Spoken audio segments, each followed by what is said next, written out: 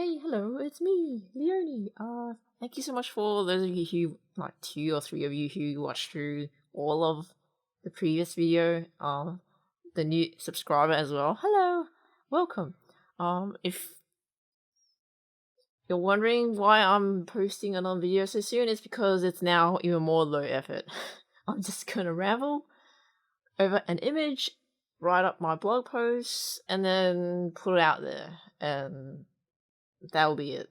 I'm just gonna do it that way so that I don't stress about recording and editing and all that too much. It's just the audio and what I'm going to talk about and planning for what I'm going to ramble about. So, if you're still interested in this kind of thing, feel free to subscribe. If you want to, only if you want to, of course. And also feedback and likes and comments are appreciated because it's nice to know that someone's listening out there, I guess. I appreciate that three of you liked my previous video, so thank you. Anywho, I am going to get on to today's topic, which is artist motivation and growth, embracing that I am terrible and have much to learn at art. So, I have a written blog post on this linked in the description below if you want a text version of this, but I'm gonna read off my blog post and ramble over it casually, like I am right now. So, recently I attempted to answer a heartfelt question about making it with art skill and dealing with artist block. I feel like reflecting further because I'm always managing all this the best I can, and I'm sure many artists struggle with this too. Do you consider watching this Adam Duff YouTube video on how forcing self-motivation is a mistake? I'll link it in the description as well. Is there such thing as making it? I don't know, because there's always another inspiring person that's better than you.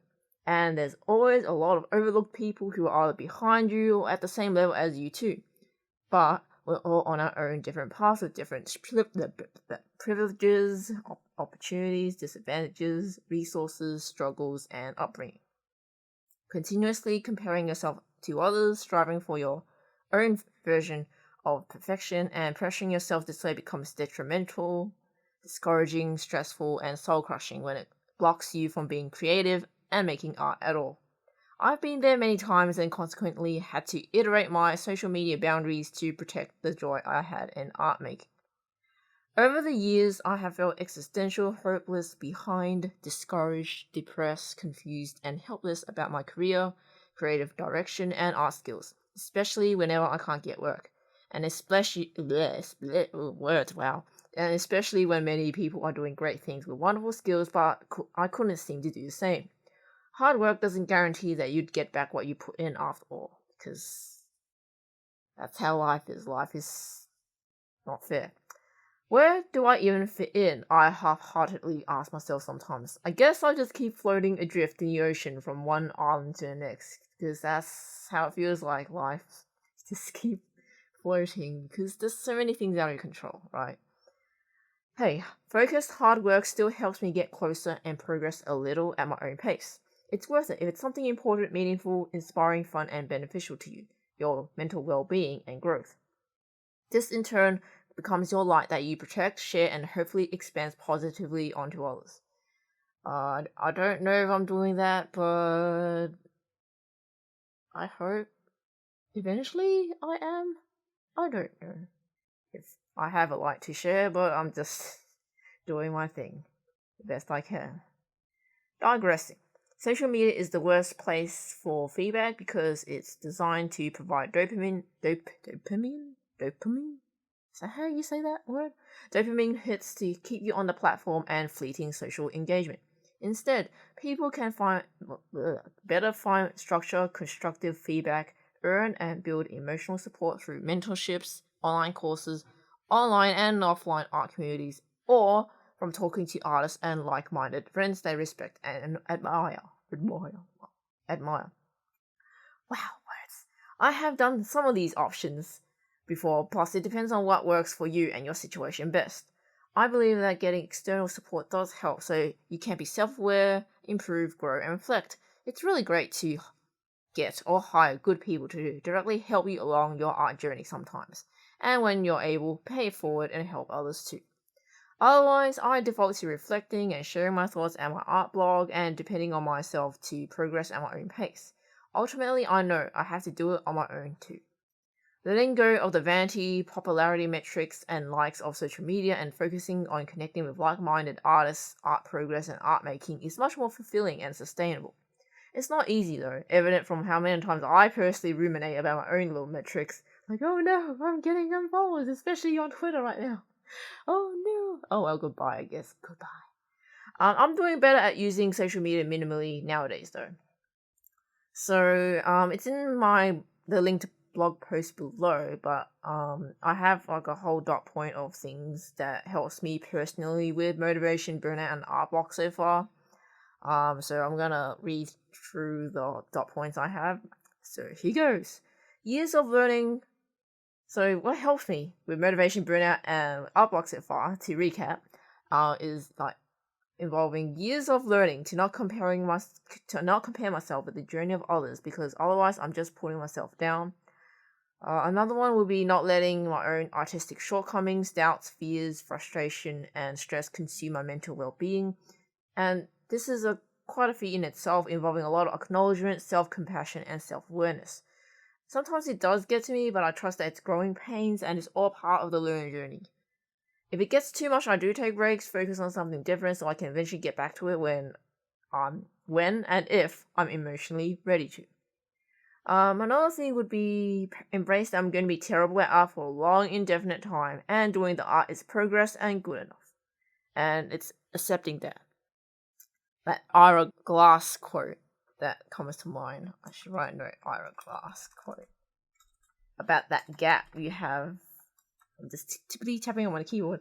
About how you see this gap between the standard and dream and vision that you want to achieve, but you, at the moment, realistically, you're not at that point, and then you see this huge gap, and it's really frustrating when you feel like it's really out of your reach. But eventually you'll get there. You just have to keep going towards it, I guess.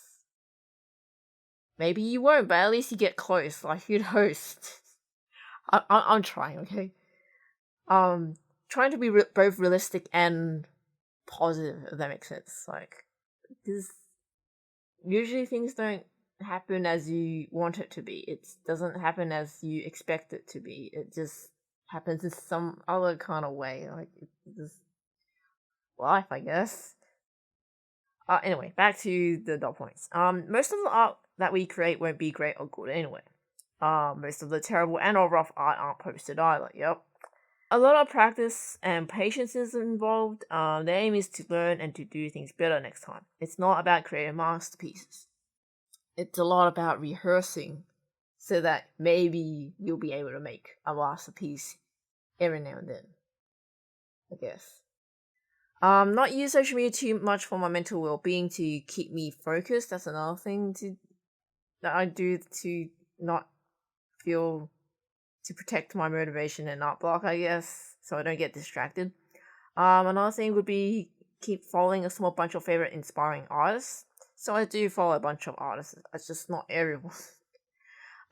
Celebrate how far I've progressed, and I'll do this by embracing and enjoying the creative process with what inspires and excites me. Surround myself with inspiring things, interests, and stories too. What else? Another thing I would do is to experiment and discover what I need as a person to be my most expressive and genuine self. Adapt and evolve if something is not working as well. Now, if I don't feel like doing art in my own time, I'll take breaks and not force myself. Understanding that forcing myself to do things mentally drains me, and as a result, my brain just turns off when I'm trying to do things. One cannot force themselves to be motivated because it's not really a stable source of energy and willpower anyway. Sometimes you just don't make art, and that's okay too. You just don't want to, and you just shouldn't force yourself, or art becomes something you hate doing. And that's not really a place you would want to be. I mean, think I've been there where I just didn't want to make art at all. I just hated whatever I did. I just hated my own work a lot. Like, whew, it wasn't a great time, but taking long breaks helped a lot, I think. Well, for me, that is. Anywho, I'm always learning to better listen to my body's needs and adapt my habits and plans around it where possible. I'm kind of freestyling it. Anywho, I mean, in terms of art improvement, I do strive to make an art habit. I did read upon comments saying you should start with 10 minutes of drawing and doodling regularly with something simple, from imagination or from observation for fun or to unwind. And start from there. And then let it naturally grow in duration or stay as is. Don't stress about it. Keep doing this at your own pace because life doesn't leave you enough time or energy sometimes. And yep, that, when you're really tired and exhausted from everything else in life, yep. Sometimes you just need to cut yourself some slack and say, okay, my body's not really feeling it. So I'll just do some terrible scribbles and not show anybody. Like, sometimes you just need to just get something moving with your hand as you draw, and not really care about the result. Because you just want to just move your hand. Move your hand. Yes. Okay. Back to... Wait, I got distracted. Yeah. This is definitely a test of patience as you slowly build your habit to make draw anyway part of your routine. Hey, for me, I'm content that I did some art today, so that means I'm progressing, and that's good enough for me. Anywho, another thing I strive to do is to keep experimenting, creating, and learning what truly interests me, not completely driven what I think people want. Or perhaps money and or deadlines motivate you better. So if you're doing art for work, then you have to do it. You have to be a professional. You need to do it. You got your reputation as a professional artist on the line, so you can't procrastinate that one. I mean, procrastination also means that your brain needs a break, or you're just not facing your fears. Or maybe a mix of both. Who knows? Only you know yourself the most, and whether you're looking at what's really the truth behind why you're blocked or you're procrastinating or when you're like burnt out from art making. Like, I think only you will know the reason why, and like from talking it out and reflecting on it, and I don't know. I mean, that's what I'm essentially doing right now, in a way. I'm reflecting, talking aloud, and figuring it out. And I don't know who is listening right now. I'm just rambling. Anywho, back to the point. Anywho, I think another thing that helps me is taking things in small strides and not expecting to be perfect. This all lifted a huge burden on my shoulders. I just stop it. If I achieve the standard one day, I'm happy, but for now, I just do what's good enough and then slowly improve bit by bit. Like, once I get the hang of my current level, like, that's how I'm seeing things right now. I'm still learning to manage my insecurities and burnout at the moment. I'm grateful that I'm slowly finding joy in creating in small increments. I have been feeling empty and hesitant in learning and making art in the past handful of years, and I hope this changes for the better. Goodness, I wrote that twice in my blog post. Whew. I want to evolve, learn, and discover new ways to illustrate and express myself for a living. I don't know what that looks like yet, but I'm keen to find out one day. For now, yay, I'm embracing that I'm terrible, okay, cross that out, have much to improve at art. Still progressing or maybe I should write always progressing. Yes, I'm live editing my blog post as I'm rambling on my YouTube video. Yep, that's how I'm doing this. And I'm documenting my journey along the way as usual. Thank you for listening, and special thanks to my patrons for supporting my work and learning journey. Thank you. If you found this horribly planned ramble helpful, let me know. Thank you for listening. I don't know if I'm gonna do another YouTube video, but it's up to you, I guess. Um, See you around at the blog or in the comments or on social media, maybe. Like, whatever platform you like, I don't know. We're just gonna take our time and take it casually, right? So see you next time. Please stay safe and take care, and lots of positive energy your way. Good luck.